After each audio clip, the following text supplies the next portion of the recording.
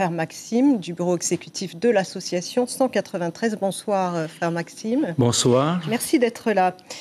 Tous les cancers ne sont pas dus aux faits nucléaires, c'est ce qu'affirmaient hier sur notre antenne les membres de la mission EROM qui vient de s'achever. Vous demandez, vous, le rallongement de la liste des maladies radio-induites. Est-ce que vous comprenez que l'État ne peut pas indemniser toutes les maladies des Polynésiens ? C'est une évidence que tous les cancers ne viennent pas, disons, des essais nucléaires. Mais c'est bien prouvé que la liste de la loi Morin, les 21 maladies, ça fait partie, disons, des maladies qui ont été constatées lors des essais nucléaires par tous les pays qui le font.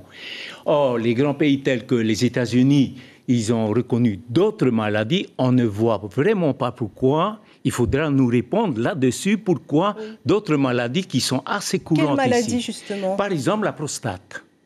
Et ça concerne beaucoup d'hommes ici, dans le territoire. Or, c'est reconnu par les autres pays. Et pourquoi la France ne le reconnaît pas ? C'est une bonne question. Il faut répondre à cette question-là. Donc, il y a celle-là et puis il y a 6 ou 7 maladies. Oui, il y a d'autres recommandations donc, de cette mission. Une étude épidémiologique qui est recommandée pour répondre au problème des maladies transgénérationnelles. Est-ce que ça vous rassure ?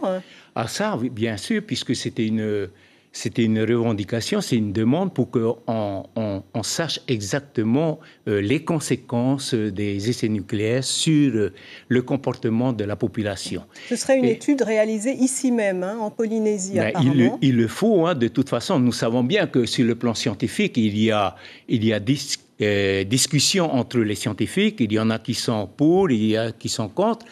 C'est à eux de faire leur travail et on ne demande que cela. Vous demandez aussi la suppression de la date butoir, à savoir le 31 décembre 1998. La sénatrice Lana Tetuanui, elle est prudente. Elle préfère attendre les résultats de cette étude. Qu'est-ce que vous en pensez ?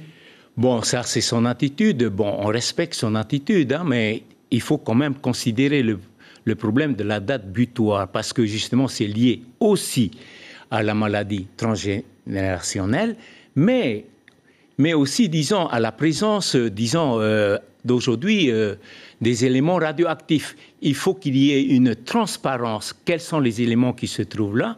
Pourquoi on s'arrête au 31 décembre 1998, alors que nous voyons que les enfants, surtout les enfants, les très très jeunes enfants, il y a une multitude, disons, de cas de leucémie, des évassanés tous les ans. Et ça, pour un certain nombre de grands scientifiques, plutôt, disons, des docteurs parisiens, pour eux, il n'y a pas photo. Ça vient des essais nucléaires. C'est une étude qui est très contestée, justement, par les scientifiques. Mais seulement, on le constate. Il faut donc qu'il y a urgence de faire cette étude-là.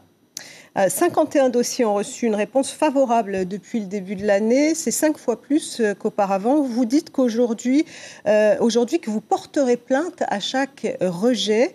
Est-ce que ce n'est pas faire fi de l'utilité du CIVEN ? Oh non, pas du tout. 51 cas. Mais c'est toujours la question de la bouteille à moitié vide et à moitié pleine. Hein. Ça pourrait être 510 au lieu de 51. Bon, pourquoi c'est si réduit que cela ? Et c'est là que nous avons interrogé la Commission avec des points bien précis sur des incohérences dans l'application, disons, de cette loi Morin aujourd'hui, alors que le risque négligeable, en gros, ça veut dire qu'il faut faciliter, disons, les demandes. Et là, ça a facilité pour nous un peu, mais pas suffisamment. Il y a des incohérences, on ne peut pas les traiter ce soir. Donc vous persistez, vous porterez plainte à chaque rejet. Et parce que c'est un dossier que nous avons creusé. Ce ne sont pas des revendications que nous clamons comme ça, parce que nous avons travaillé sur le terrain. Il y a 200 dossiers que nous avons accompagnés. Il y a 85 à peu près qui ont été expédiés et 51 qui ont été examinés. Et on a la réponse pour 25. Donc, et à chaque fois, nous étudions les notifications. Pourquoi c'est accepté, pourquoi c'est refusé. Et donc, nos questions, ce sont des questions qui sont bien justifiées. Merci beaucoup, frère Maxime, d'avoir répondu à nos questions. Je rappelle que vous êtes le président du bureau exécutif de l'association 193.